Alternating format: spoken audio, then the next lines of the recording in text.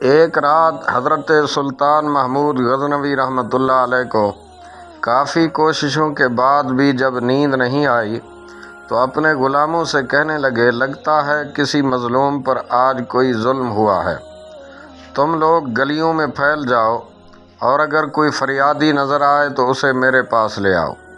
تھوڑی دیر بعد وہ سب واپس آ کر کہنے لگے، سلطان، ہمیں کوئی بھی فریادی نہیں ملا، آپ آرام سے سو جائیں۔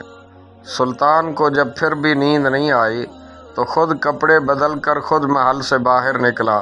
محل کے پچھواڑے میں حرم سرا کے نزدیک انہیں کسی کی فریاد سنائی دی، اے اللہ، اے اللہ، اے اللہ۔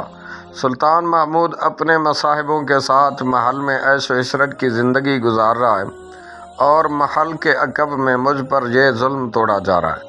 سلطان نے کہا، کیا بات کر رہے ہو؟ میں محمود ہوں اور تمہاری فریاد رسی کے لیے آیا ہوں۔ مجھے بتاؤ کیا ظلم ہوا ہے تمہارے ساتھ؟ اس نے کہا، آپ کے خواص میں سے ایک شخص جس کا نام میں نہیں جانتا ہر رات میرے گھر آتا ہے اور میری بیوی پر ظلم و تشدد کرتا ہے۔ سلطان نے کہا، اس وقت وہ کہاں ہے؟ کہا، شاید اب چلا گیا ہو۔ سلطان نے کہا، دوبارہ جب وہ آئے تو فوراً آ کر مجھے اطلاع کر دو۔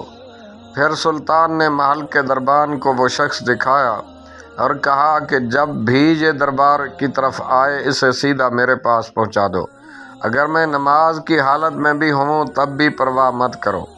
اگلی رات وہ شخص سلطان کے پاس آیا اور بتایا کہ وہ شخص اس وقت اس کے گھر میں ہے۔ سلطان اسی وقت تلوار ہاتھ میں لیے اس شخص کے ساتھ چل پڑا۔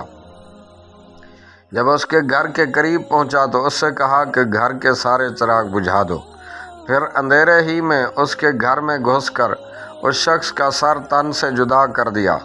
پھر سلطان نے حکم دیا کہ اب چراغ روشن کر دو۔ اس شخص کا چہرہ دیکھا اور سجدے میں گر پڑا۔ پھر گھر کے مالک سے کہا، اگر کچھ کھانے کو ہے تو لے آؤ، مجھے بہت سخت بھوک لگی ہے۔ اس غریب آدمی نے کہا کہ آپ جیسا سلطان مجھ غریب کے گھر کا کھانا کیسے کھائے گا؟ جو کچھ بھی ہے، سلطان نے کہا، لے آؤ۔ وہ شخص ایک سوکھی روٹی اٹھا لایا جسے سلطان نے بڑی رغبت سے اور محبت سے کھایا۔ وہ شخص سلطان سے پوچھنے لگا کہ چراغوں کو بجھانا اور پھر سجدہ کرنے اور روٹی طلب کرنے کے پیچھے آخر کیا ماجرا ہے، کیا حکمت ہے؟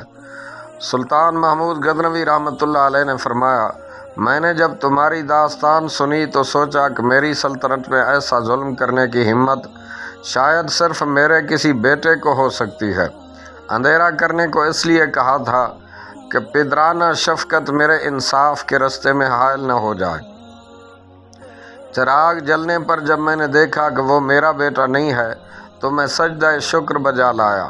کھانا اس لیے مانگا کہ جب سے مجھے تمہاری مصیبت کا علم ہوا میں نے اللہ رب العزت کے سامنے قسم کھائی تھی کہ جب تک تمہیں انصاف نہیں مل جاتا میرے اوپر روٹی اور کھانا پینا حرام ہے۔ اس وقت سے اب تک میں نے نہ کچھ کھایا تھا نہ پانی پیا تھا۔ سوچئے برادران اسلام، آج کل کے حکمران کس طرح کے ہیں اور آج سے 1000 سال پہلے حکمران اللہ رب ذوالجلال نے مسلمانوں کو کس قسم کے عطا فرمائے تھے۔